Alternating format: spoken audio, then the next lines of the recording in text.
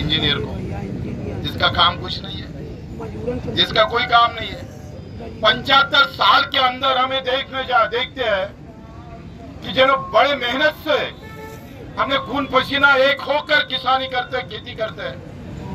तिवारी जी ने बताया जिस तरह से कि बॉटल में हम बिस्लरी का बॉटल पानी लेते हैं 1 लीटर का 20 रुपए का, 6 महीने किसानी करके धान निकलते हैं, उसका भी दाम मिलता है 20 रुपए। 20 रुपए की बॉटल बनने 4 मिनट भी नहीं लगता, और धान उत्पादन के लिए 6 महीने चले जाते हैं। तो ये न्याय नहीं होता है। हम प्रभु रामचंद्र जी इसके प्रार्थना करने आए कि इसके लिए हमें शक्ति दो। वो सब लोग फूल माला चलाने आते हैं, हम तो किसान का मेहनत का जो अनाज है वो चढ़ाने आए। मित्रों, हमारे सब दोस्त लोग कि अभी ये लड़ाई छोटी दिखती होंगी, लेकिन किसान के हित में हमने सब धर्म और पार्टी थोड़ी बाजू में छोड़कर आना पड़ेगा, एक होना पड़ेगा। हम इतने दूर से आए। जब तिवारी जी और मिश्रा जी ने कहा कि राम जन्मभूमि के साथ साथ एक शहीद भूमि भी है, जिन्होंने 1857 में जैसा मुंबई में हमें अभियान शुरू किया 15 अक्टूबर में, वहां मोहन जी धेडिया, मंगेश जी धेडिया और सैयद हुसैन शहीद हुए। मंगेश जी धेडिया ये दलित थे और सैयद हुसैन मुस्लिम था। कोई धर्म और जात की बात नहीं चल रही थी। उस टाइम वो जो अंग्रेजों का कमिश्नर था, आयुक्त था, उन्होंने तोप से उड़ाया था मुंबई के अंदर। दोनों लोगों के भी सभी के टुकड़े टुकड़े हो गए थे। 3 दिन उठा नहीं पा रहे लोग। और यहाँ भी वही हुआ। यहाँ 1857 के लड़ाई में जो भारत देश के हित में लड़ी गई थी, वहाँ मौलाना अमर अली जी और पुजारी, मंदिर के पुजारी रामचरण दास जी भी शहीद हुए हैं। वो भी गौरव की बात है अयोध्या के लिए, उसका भी स्मारक क्यों ना हो। प्रभु रामचंद्र के भक्ति के रूप में लोग आएंगे और देश के शक्ति के रूप में इस शहीद को दिखाया जाएगा। तो इस तरह इसका भी निर्माण होना जरूरी है। ये लड़ाई किसानों के हित की है। किसानों को आरक्षण मिलना चाहिए, आर्थिक आरक्षण मिलना चाहिए।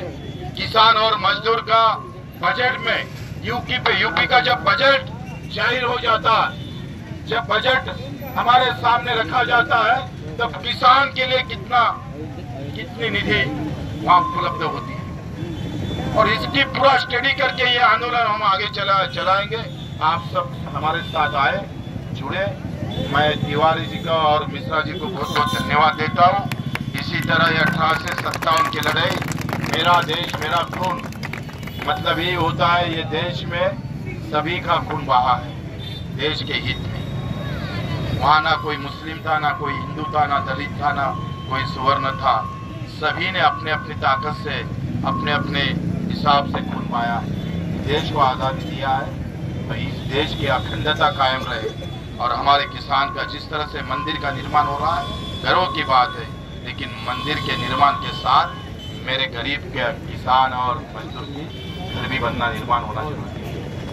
इधर मंदिर बनाएंगे हम बहुत ताकत से, लेकिन किसान का घर पड़ा रहेगा। मैं एक किसान को बोला कि तुमने किस पैसों से ये घर बनाया? मैं कर्जा उठाया है बैंक से।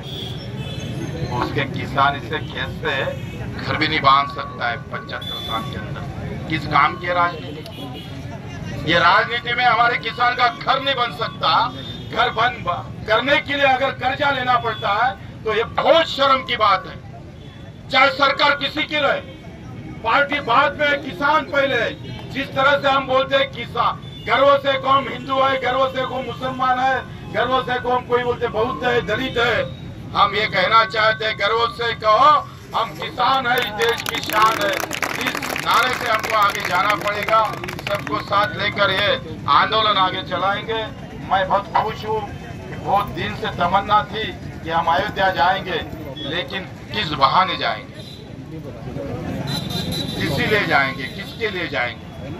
मैं अयोध्या आया हूँ और परिवार का सुख शांति के लिए आया नहीं। मैं अयोध्या आया हूँ हमारे किसान मजदूर के सुख शांति के लिए आया हूँ, और इसीलिए आप सभी का मैं धन्यवाद देता हूँ। ये अवसर आपने मुझे लाया, इन्होंने बुलाया, तिवारी जी और मिश्रा जी ने, हम खुद वो आना चाहते थे और यहाँ जो स्वागत हुआ, आपको सबको धन्यवाद।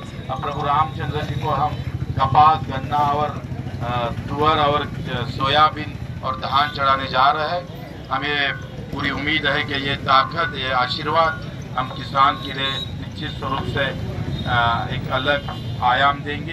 यही उम्मीद करता हूँ और दो शब्द खत्म करता हूँ।